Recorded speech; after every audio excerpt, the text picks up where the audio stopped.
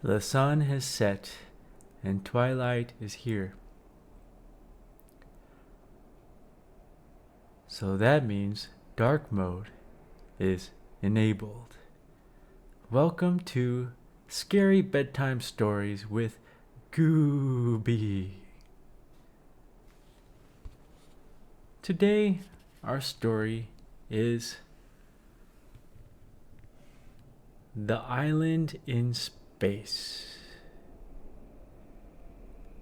There is a reindeer and some palm trees, Saturn and a star.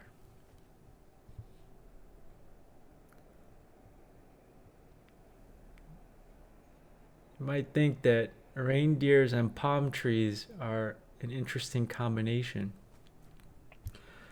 But today we will be talking about both reindeers and palm trees. Today, I may use the whiteboard, but we're actually going to go on a tour around the Earth. And that requires some interwebs adventures. So we will use the interwebs to explore the story of the island in space. And the outline of today's story is we will visit 4 islands. And we will actually travel through time and see what happened to life in these 4 islands. And 3 out of the 4 I find to be scary stories. But the 4th one I include because, well, it might on the surface seem like a scary story, but I think that it's the only one that's not actually a scary story. So let's get started. We are going to go to desktop mode.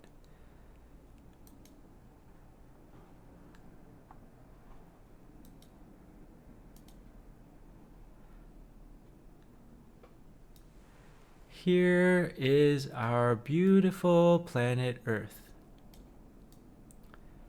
There's Africa, Europe, Asia, India, Australia, New Zealand. Ooh, Antarctica is at the bottom. Wow, and so much water. Look at how much water is on this side of the planet. There is Hawaii. Look at all this water. California is up there, Mexico, New Zealand. You can't even see Asia. There's just water. Well, the first island we're going to visit is way up here, near Alaska and Russia.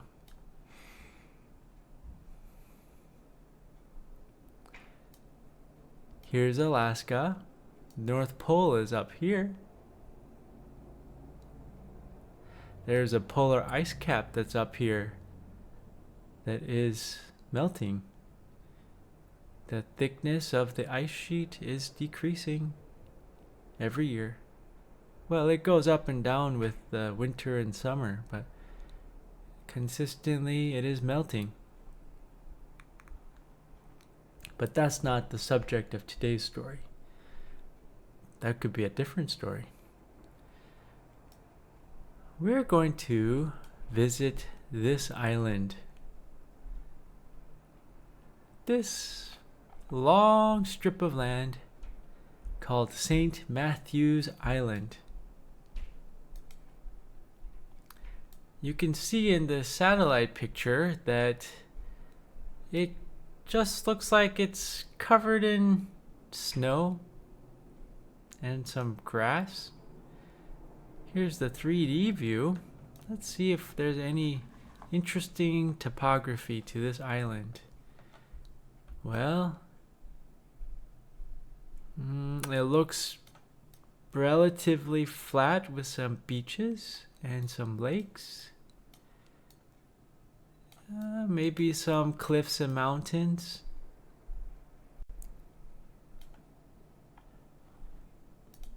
We'll see what people took pictures of. Oh, there's actually pretty steep cliffs there. Much steeper than it looks like on the 3D view. Pretty rocky. Some grass. And I read that a lot of lichen lives there. And it's snow covered a lot because it's way up north. And oh, there is a special vole that lives there. A little rodent. And Arctic foxes. I don't know if there's any pictures of Arctic foxes in here. But the reason why we're going to talk about this island is that this island has a very special location. It's part of the United States, but it's close to Asia. This is Russia, and Japan is down here.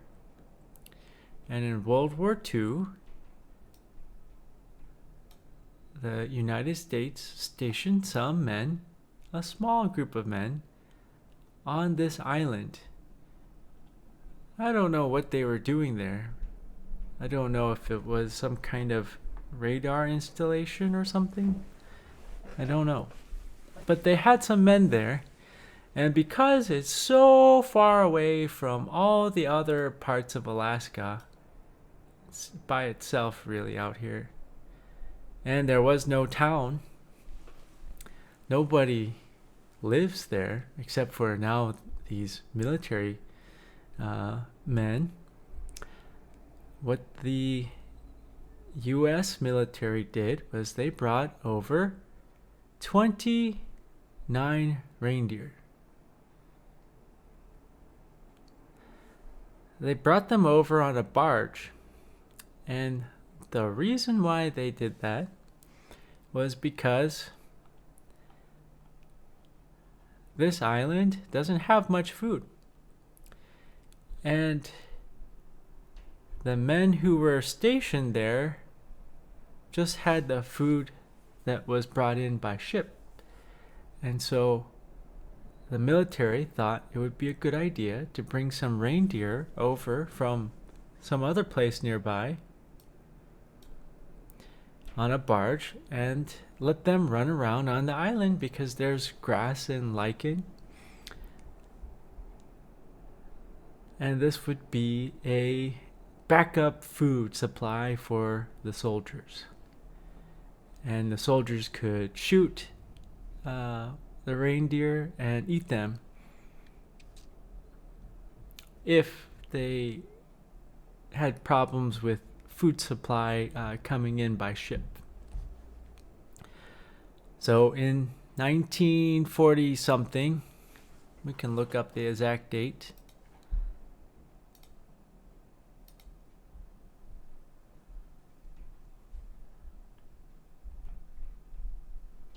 (1944), 29 reindeer were introduced to the island by the Coast Guard. 1944. Here, right here. 1944, 29 reindeer were introduced to the island by the United States Coast Guard for an emergency food source. Now, for those of you that don't know what a reindeer looks like, this is what a reindeer looks like. It's a magnificent creature.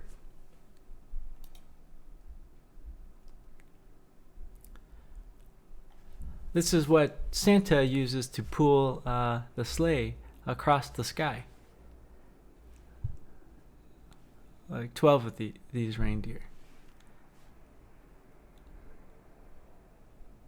But for those of you who think that Santa is not real, well, reindeers are real, and they live up in cold areas. So yeah, this is what a reindeer looks like. It's got antlers. Kind of looks like a big stocky deer, sort of. Well, 29 of these were brought over to St. Matthew's Island. And what happened was these reindeer ate and had sex and had babies and ate and had sex and had babies and ate and had sex and had babies. Meanwhile, the Coast Guard soldiers were told to abandon the island because the war ended. So World War II ended, so they didn't need to be there anymore. So none of them actually shot any of these reindeer. These were emergency food source, but they never had to kill any reindeer. So these reindeer, the 29, they just kept making babies and making more reindeer. And so the population of the reindeer on this island, it's a pretty sizable island. Just to give you an idea, here's Japan. It's a small island, but it's not a tiny one. Well, what happened was this. In 1944, 29 reindeers came, and this is the population. Oh, that's too much brightness. Okay, here we go. The population rose and rose and rose, exponentially increasing here. So when you have a curved line that goes like this, that means there's exponential growth.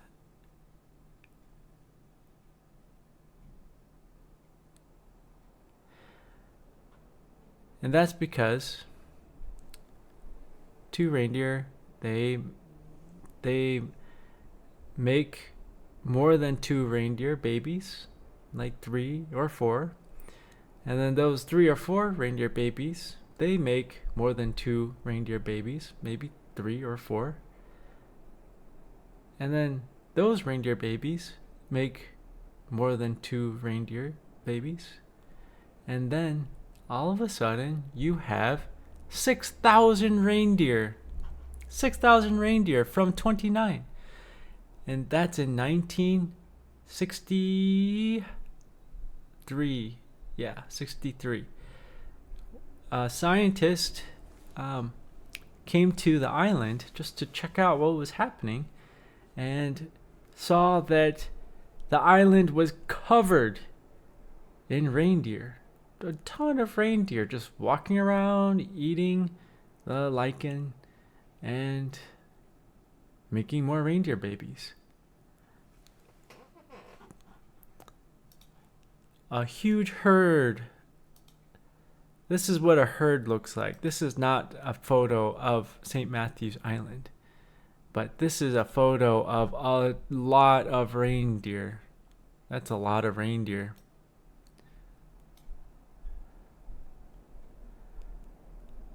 But yeah, now on this island, St. Matthew's Island, there were 6,000 reindeer, all from 29 that started there. They weren't barged in. They just were born. These reindeer were busy.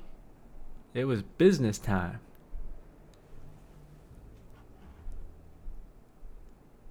Well, that same scientist came back the next year and was horrified because instead of having huge herds of reindeer roaming the island,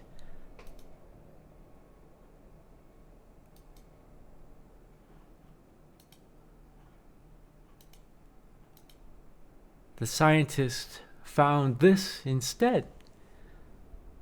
Where there were 6,000 reindeer, the next year there were 6,000 skeletons.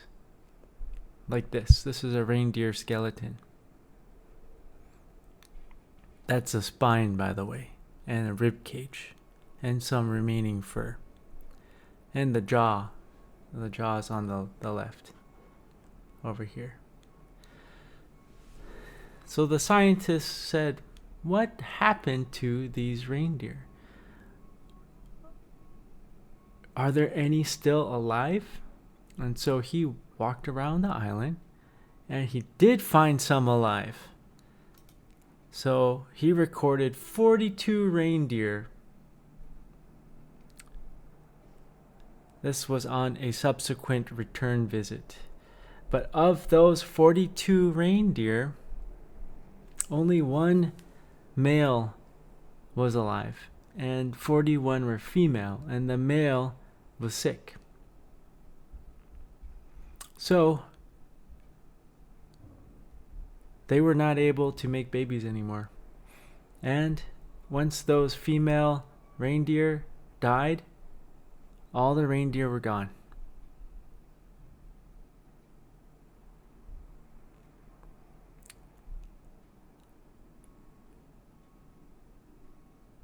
So this was an interesting story because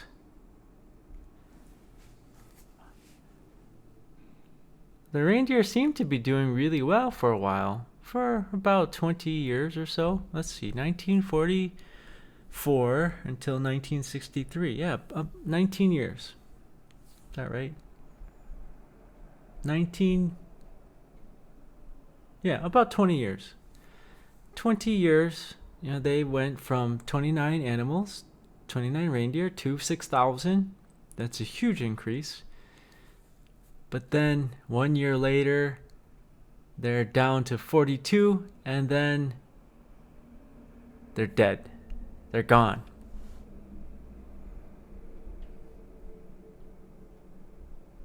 That winter was particularly cold, so it was thought that that played a part. But when the scientists visited and saw the 6,000 reindeer, he also noted that the lichen, the food that the reindeer eat, was being trampled, and it wasn't good quality lichen. I'll show you what lichen looks like. Lichen is like these kind of plant. It's like a plant. Oh, here you go. It's a fungus and algae symbiosis. Interesting. So it's like a mushroom and a weed living together in the same organism. That's pretty fascinating. But there's many different kind of looks of lichen.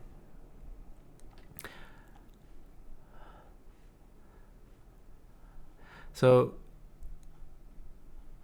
what happened was the reindeer were eating all of those lichen and made a lot of babies, and then there was too many reindeer for how much lichen was left, because they all ate all the lichen. They ate all the lichen, and then the lichen ran out, and so the reindeer all starved to death. Well, that's a pretty scary story to me, because I wonder, how come the reindeer, why did they do that? Why did they keep eating and making babies to the point where they ran out of food on the island?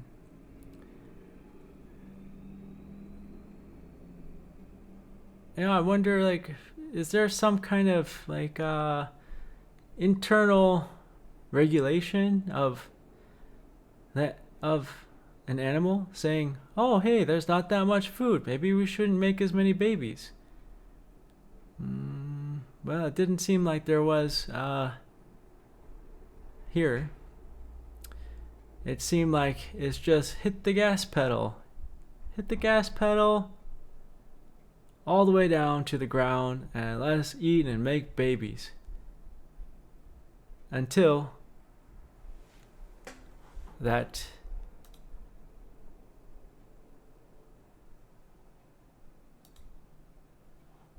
graph of this dramatic decline.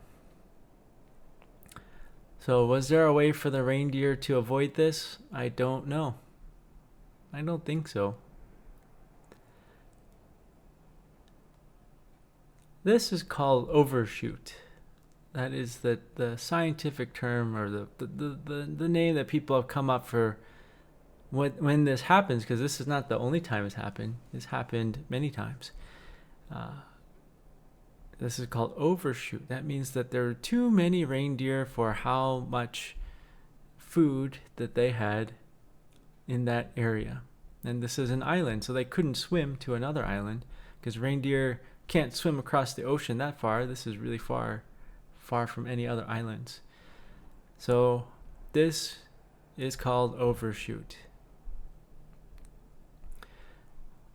And what's doubly scary to me is that it's not like they overshot their population and then gradually came down to a steady state of like a couple hundred reindeer. It just went up and then precipitously down to the point where they went extinct on the island. There's no more reindeer on the island. There's zero. So I would have thought that they would have come down, even if they came down precipitously like this, that it would eventually level out with maybe 50 or 100 or 200 reindeer, but that is not what happened. They went extinct. They extincted themselves from the island. Reindeer still exist, just elsewhere. Well, that is a scary island. So we're gonna leave that island of skeletons. Actually, I did see someone take a photo of a skeleton that's still there. This one is actually a reindeer from reindeer's antlers and skeleton head from St. Matthew's Island. So this is one of those 6,000 reindeer. It's pretty wild. So leaving the scary skeleton island, we're going to go to another island. This one does not have reindeer, but it has palm trees, like the drawing. So, like this drawing, island in space. There's the reindeer, and there's the palm trees. So we're gonna go to the palm tree island. It just so happens that it's on the same side of the world, sort of. So here's the United States, here's the Pacific Ocean, there's Hawaii in the middle of the Pacific Ocean. It's so far away from all the other land. Down here, there's Australia and New Zealand, and we are going to go somewhere over here. Let's see if we can find it. Oh, here it is. Yeah. The name here says Isla de Pascua, but this is Easter Island. Now look how far away it is from all the other land. Closest land is Chile in South America. There are some islands in French Polynesia, the Pitcairn Islands. Oh, that's really tiny. Henderson Island. I guess that's closer than Chile. But this island, Easter Island, is very interesting. Most people would know that Easter Island for its statues. It's got big statues on it. Let's see if we can find some pictures of Easter Island. Yeah, these guys. These guys are so fascinating. These big stone heads and chests, and some of them have torsos. Some of them are still in the mountain, and some were knocked down. Actually, most of these were knocked down at some point. Some of them have hats too.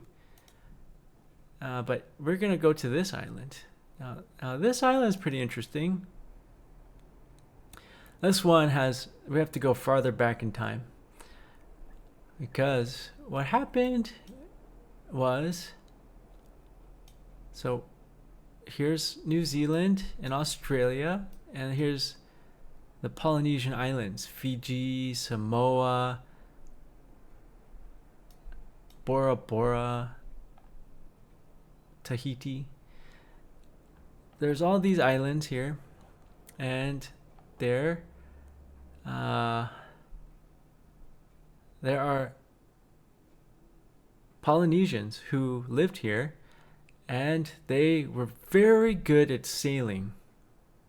I mean, they are very good at sailing because they still exist here.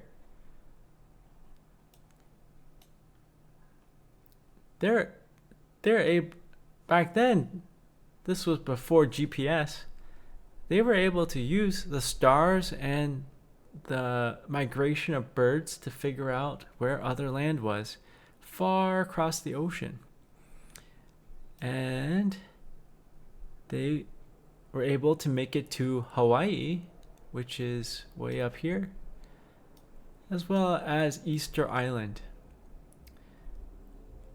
And what's kind of cool about that is that they would use the stars to navigate, and they would also track bird migrations, and they would follow the birds, but because birds travel so fast, they would have to, in some instances,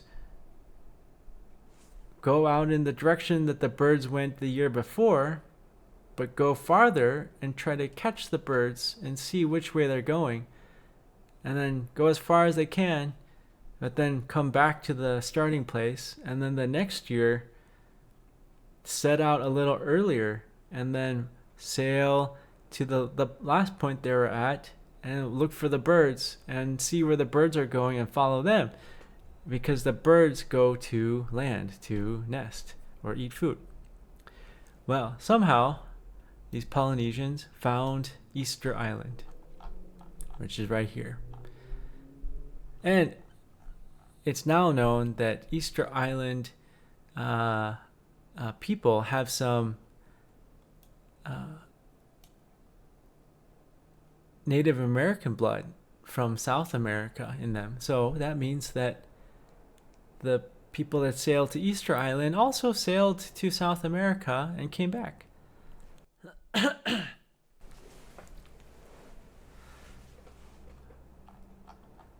Well, the people settled here on this island in 1200 Common Era, so 800 years ago. And at the time, this island, well, this is the view now. There are some trees here. No, those aren't trees there. There's some trees over here. But at the time that the people landed here on this island, there were many species of trees. Some of them like very, very, very tall. Let's see. It's written down here somewhere.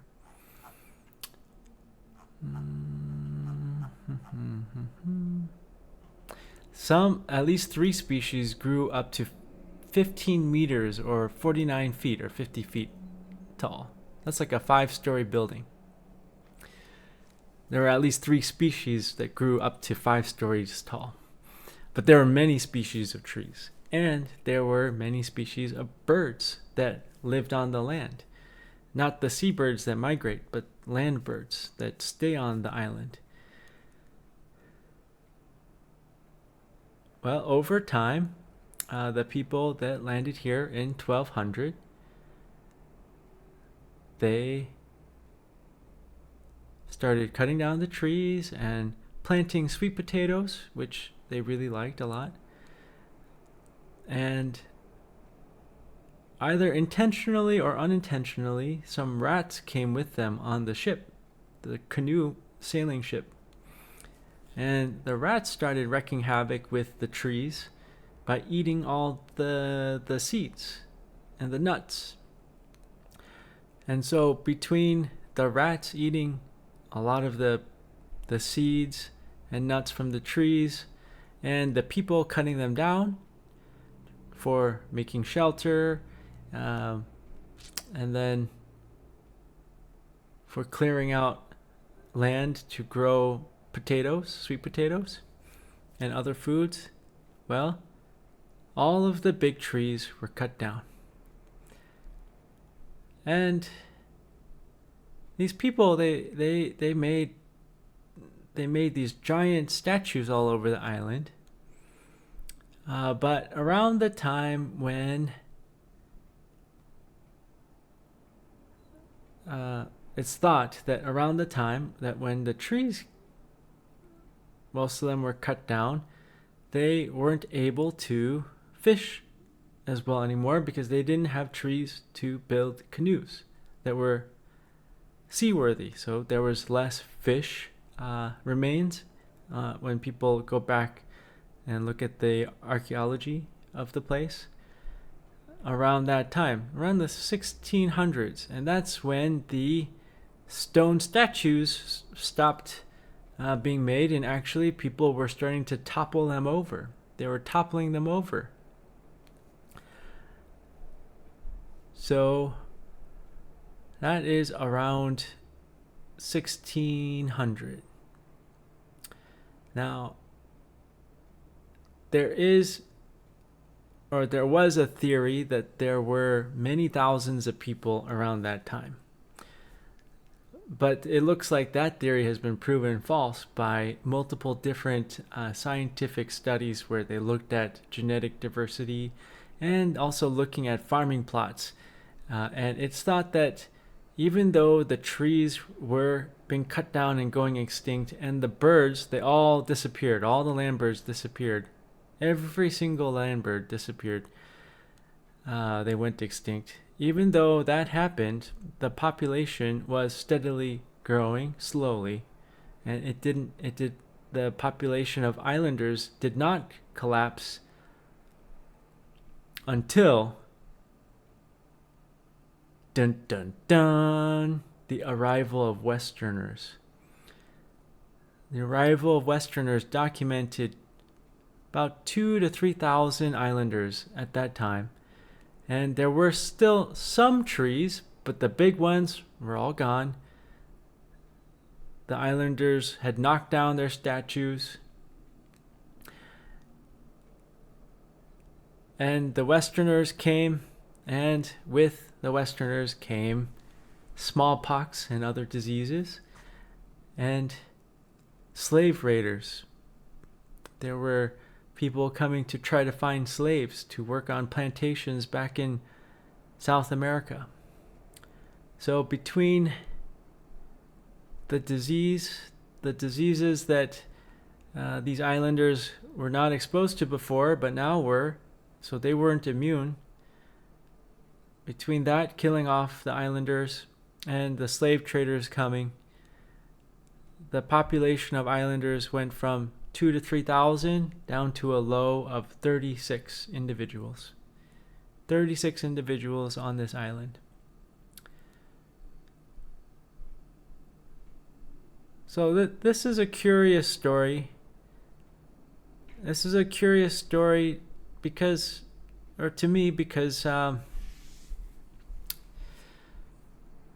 the people that lived here, they cut down the trees and made the birds go extinct, in order to grow food. Although there were rats affecting the trees too, and the rats came with them. So they quickly changed the habitat on this island and made many other species go extinct, partially for making the food that they liked, and partially because a rat came with them, or rats came with them. But that did not cause a population boom and collapse like on the Reindeer Island, the St. Matthew Island. We didn't see that here.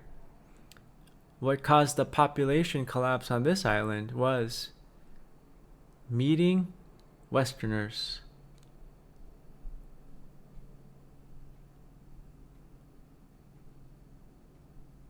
So what is it about meeting Westerners that leads to this kind of collapse? Well, disease and a different way of thinking about people. Slave raiders. Slave raiders looked at these people as less than them, that they could capture and kill and enslave. So, not only diseases, but a different way of looking at people. And I would argue looking at the whole earth. Well, that is island number 2. And we are going to go back up into space because our island number 3 is the one that seems scary, but I'll let you draw the conclusion about whether it is scary or not. Now, here we go. Alright, so we were way over here in the middle of the ocean. Wow, this is like completely ocean. Well, there's South America there. We're going to go past Australia, past Papua New Guinea and Philippines and Vietnam to the ocean in between India and Malaysia. There are islands of the Andaman and Nicobar Islands. Now, this area is interesting to me because there was an airplane that took off from I think it was Kuala Lumpur a while back. I think over 10 years ago now. A big airplane. It was going up to like China or something. A Malaysian Airlines airplane. Huge airplane. And it went across the ocean here and then disappeared. And it's thought that it somehow ended up over here and then maybe it flew all the way down here and disappeared, but nobody knows. Nobody knows. Malaysian Airlines 370. Where the heck did that airplane go? How do you lose a 777? I think that's what it was. One of the biggest airplanes with all its passengers on board. Huge mystery. Part of it took place over the Andaman Sea, which is where the island, the third island we're going to is. This is North Sentinel Island. Now, if you look at this island looks very different than Easter Island. Easter Island barely had any trees, although we know that it was covered in trees before the Polynesians arrived there in 1200 because of the archaeological records, like looking at what plant life was there. This island, North Sentinel Island, is still covered in trees. It is so dense that you cannot see the ground.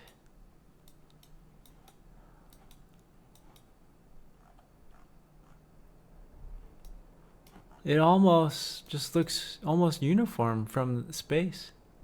Let's see if we can get a 3D view. Not so much. It looks pretty relatively flat.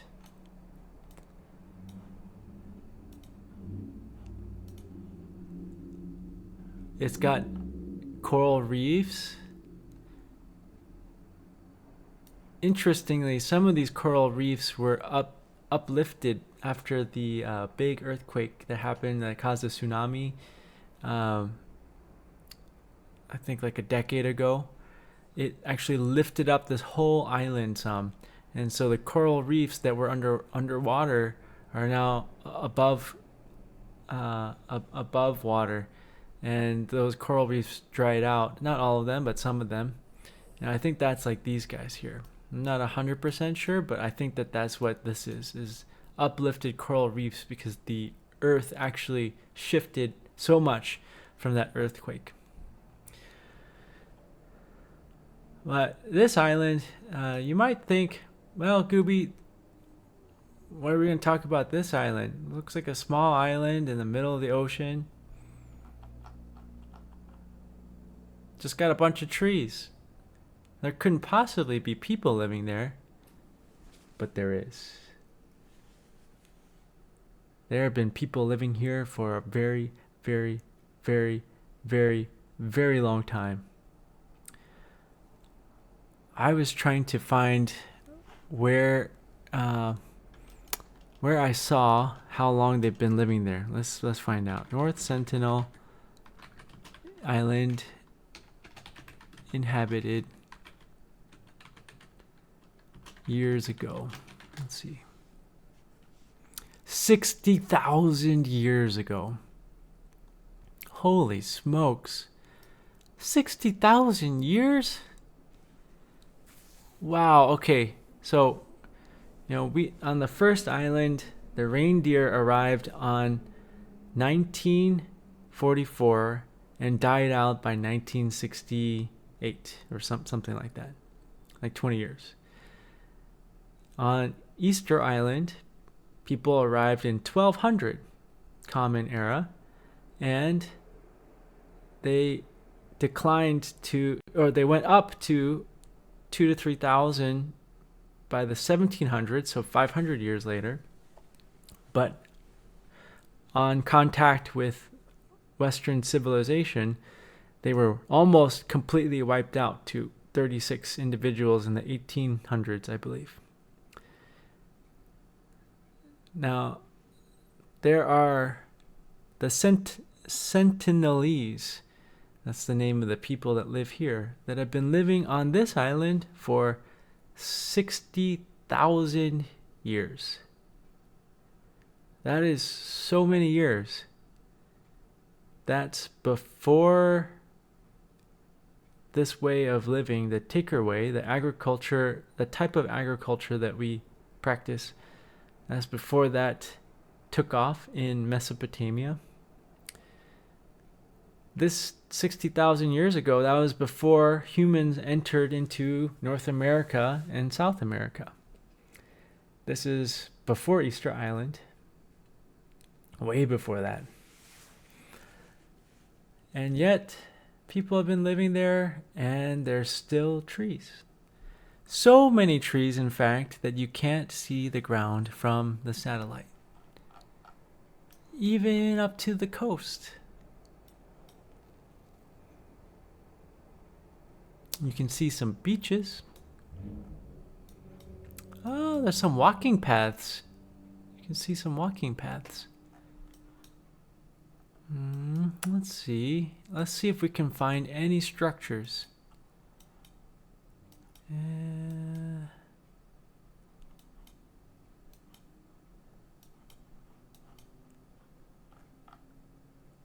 I am not seeing any man-made structures. Oh, what's this? I don't know.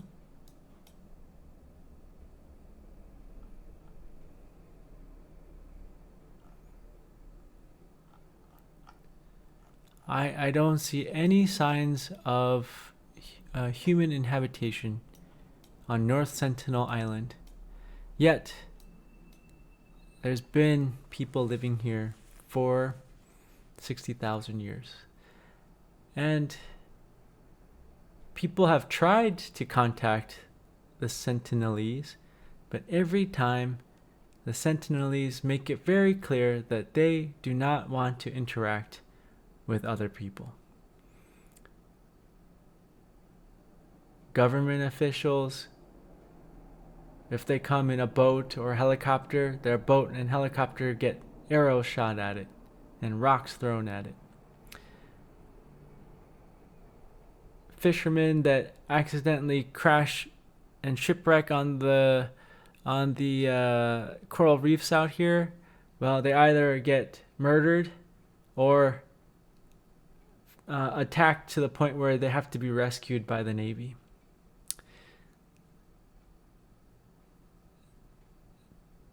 There was a missionary, an American missionary, who went to this island illegally because the Indian government says this island is off limit to visitation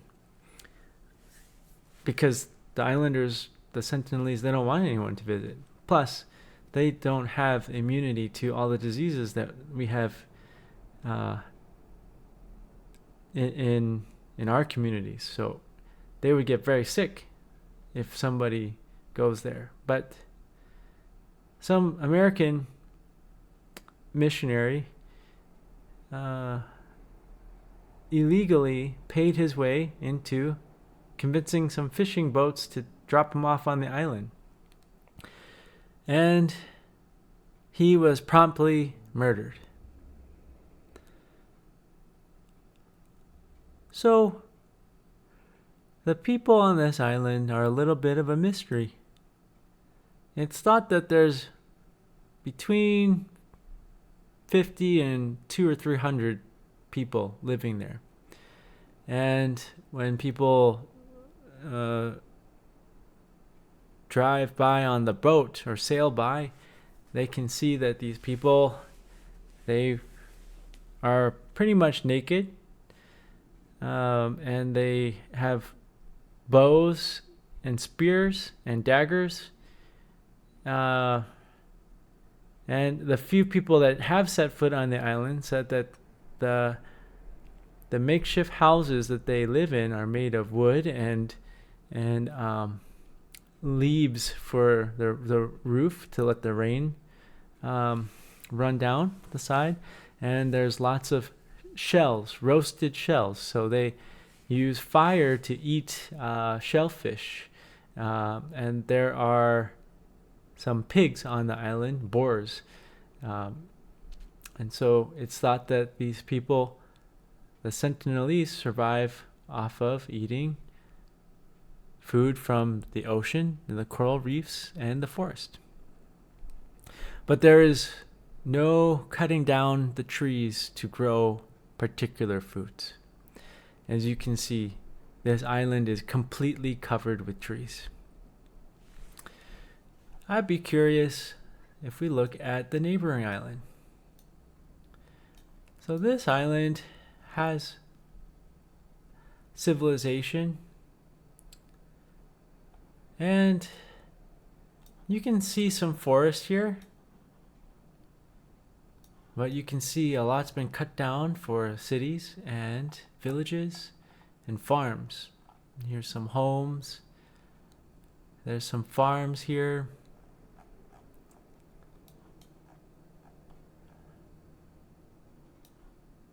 And this is just across the water from North Sentinel Island. There's lots of trees here.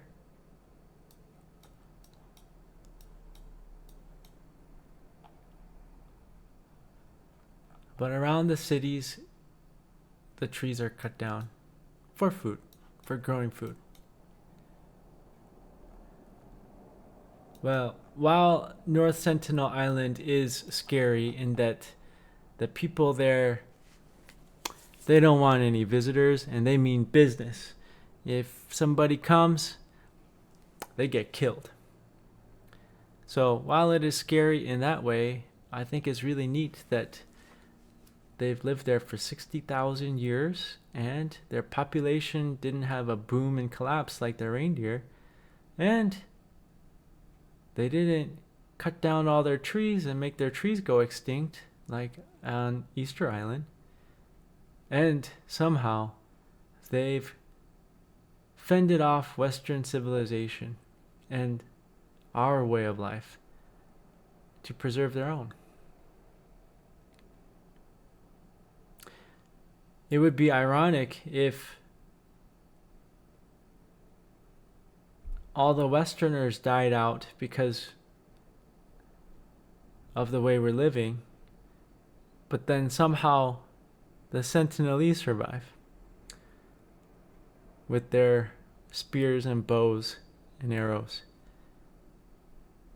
That would be ironic. Well, those are the 3 islands of the 4.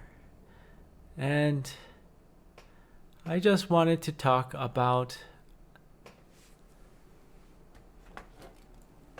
the 4th island. Oh, hold on. The 4th island is our island. The island in space. It is Earth. Earth is an island in space. Like Easter Island, so far away from other things. But in our case, there is no other planet to go to that can support life like we have. Mars is very cold, and it has barely any atmosphere. And the little air that's there is like 96% CO2. We can't breathe that.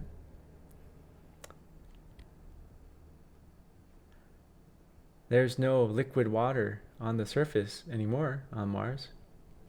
Venus is too hot. So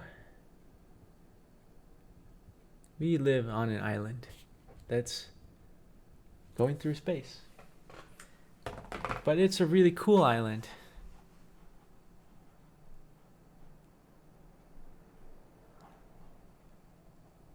We're going back to desktop mode.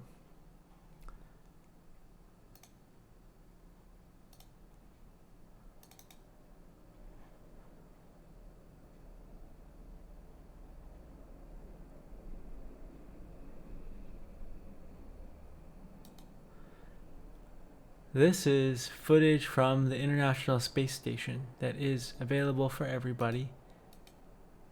Everybody can look at this beautiful footage. You can see the curvature of the Earth.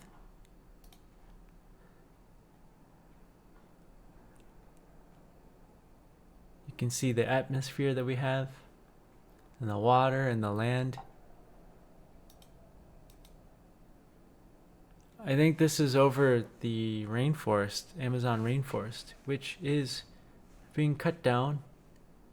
I believe it's like 17% cut down at this point, and it's already causing less rainfall because trees cause rain to come because of the way that they cool the air.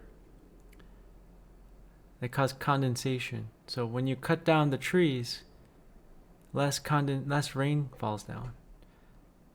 And so then there's less trees. It's like a feedback. But this is the beautiful planet we live on.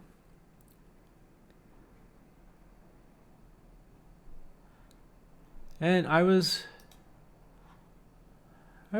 spending some time learning about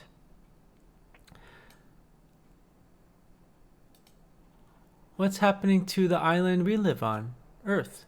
What's happening? So, I wanted to share with you what I learned about our island. The island that we all live on. And what I found out was that this thing here. Let's see if I can make this bigger.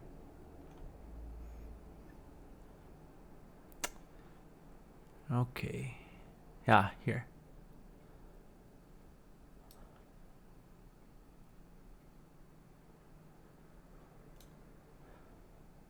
from 2001 until 2023, there was a total of 488 million hectares of tree cover loss globally. Now, I didn't know what millions of hectares is, so I went to Google and said 488 million hectares, 2 square miles. Well, we could also do it in kilometers too, but we'll just do square miles for now. 488 million hectares is 1.88 million square miles. Okay, 1.88 million square miles. We'll just say 1.9 million square miles. Okay, that's how much forests have been cut down since 2001. So I still don't know what that is. What is that? We're gonna find out. How big is Europe? Well, okay, we'll look at United States, but United States is a little bit tricky because the United States square miles, we're gonna look at without Alaska. Okay, yeah, that's easy because Alaska is so big. All right, the United States is 3.2 million square miles if you don't include Alaska. All right, so we're gonna go to the map.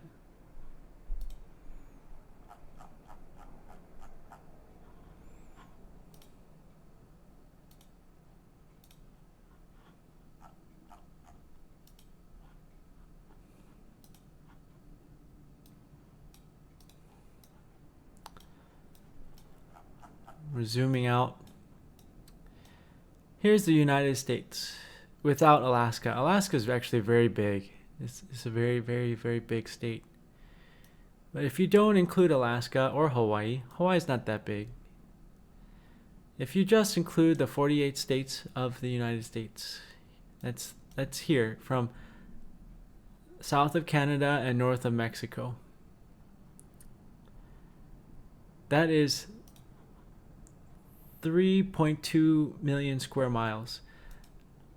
But we have cut down 1.9 million square miles of forest since 2001.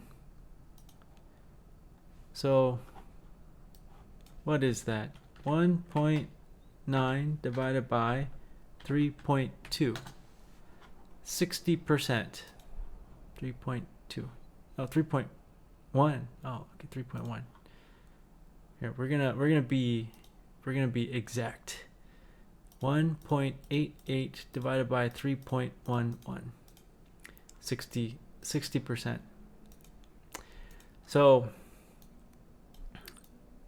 since 2001, in the whole world, we've cut down forests that would have covered 60% of the United States. So if you imagine all the forests, if you imagine that over half of this land was covered in dense forests, like the Sentinel Island,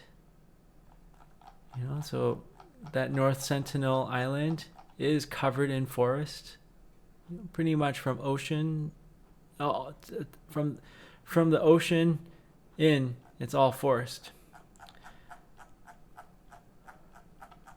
If you imagine that the United States was covered in forest, which it's not, there's some deserts, and on the eastern side of the United States, there's a lot of forests are cut down, to make cities. Like, and farmland. See all this farmland? So if you just imagine 60% of the United States is covered in dense forest, well, that was all cut down since 2001, if you combine all the parts of the world. Well, that's a lot. That's only in 24 years. Well, the United States is very big. So, wait, how many other United States-sized forests are we going to cut down? I'm 40 years old, so that's happened in a little over half of my lifetime. If I live another 23, 24 years, will there be another half of the United States cut down? Forest cut down? I don't know. And then I got interested, if we're cutting down that many forests, well, what's happening to the wildlife? And so there's a wildlife foundation. They published a report for this year, 2024. Here's a cute sea turtle. And they've been monitoring what's happening, and they said that the wildlife populations have fallen a staggering 73% over the last 50 years. So I'm 40 years old. So a little bit over my lifetime. 10 years over my lifetime. 73% of the wildlife has disappeared. So here's just a picture graph. All the sea creatures, land animals, birds declining. And so I got very interested in what they had to say. And I think that this is a very interesting report. If you're interested in learning more about what's happening and what could possibly be done about all of this, this is actually a very interesting report to read. I didn't read the whole thing because, this is the executive summary, but the actual report's like 90 some pages. But I did read a lot of the executive summary and some of the other report. But I did want to just highlight just the very summary of this, and let's see if I can make it big enough that you can read the words.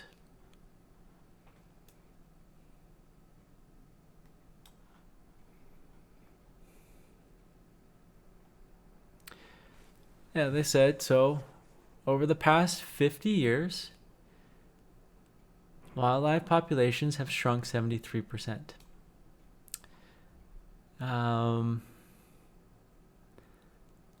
Now here's something interesting.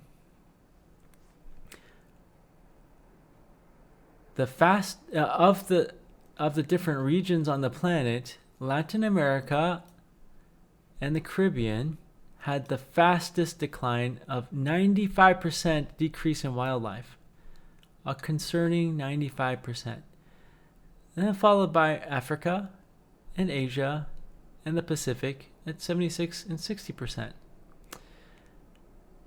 Now, the declines were less dramatic in Europe, Central Asia, and North America, around 35 to 39%. Now, when you hear that, you might think, oh, yay, we're doing a good job because our wildlife population didn't decrease as much as whatever they're doing in Latin America. Man, they're just killing all their animals. What the heck? Well, the reason why there's a less decline in North America and Europe and Central Asia is because the wildlife was already killed off in large scale before 1970. So it's not so great. Not so great. Now there has been some. They say here there has been some conservation efforts and species reintroductions that have helped some. But still, there is a 35% decline in wildlife in Europe and Central Asia and 39%. So these conservation efforts are not stopping the decline. And this I found very interesting. So every sentence here I think was very well thought out.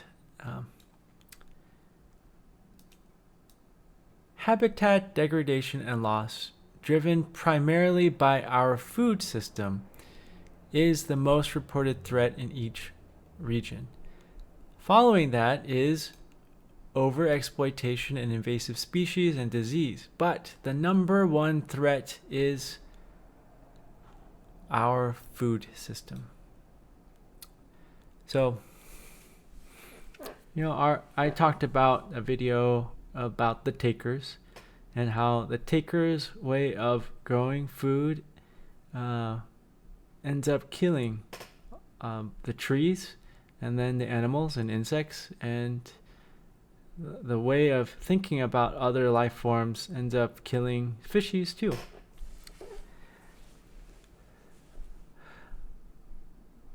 Well, this report, they talk about some things that we could maybe do to help our food system not harm the earth as much as it does already. Some of those things are like having farming practices that keep the soils healthy, and not eating as much animal foods, because animals require lots of extra food grown to feed the animals, plus land for the animals to graze. And there are several other decreasing food waste, because like a third of the food that we produce never gets eaten and it rots. There were several other suggestions, but yeah, this is something that people are thinking really hard about, and I'm glad that people are thinking really hard about it, because we are an island floating through space, and we can choose whether we're going to be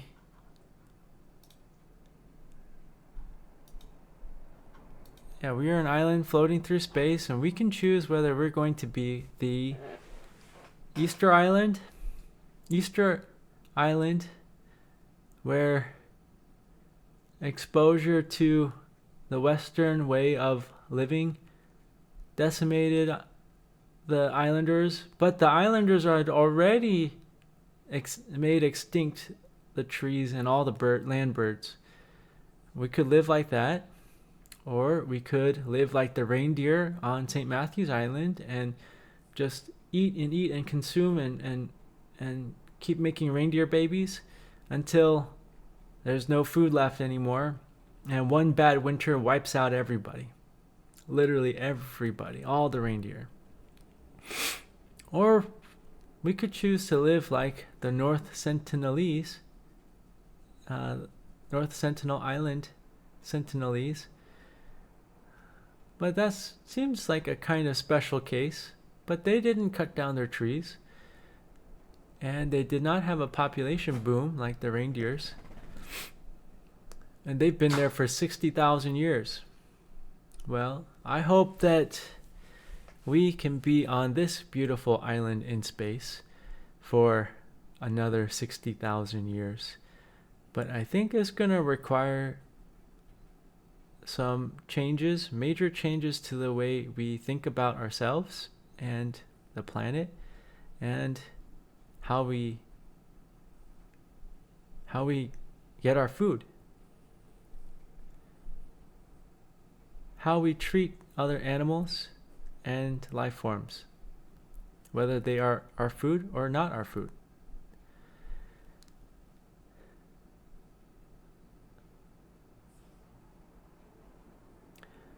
Well, on that note, I think it might be time for you know what.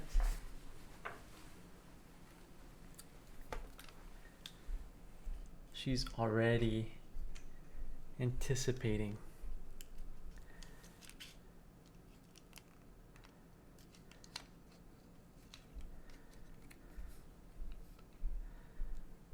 Although I have to get this ready.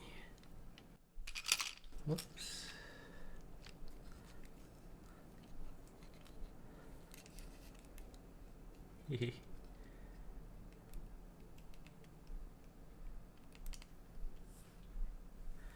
Hey girl, you want to play? You want to play a game?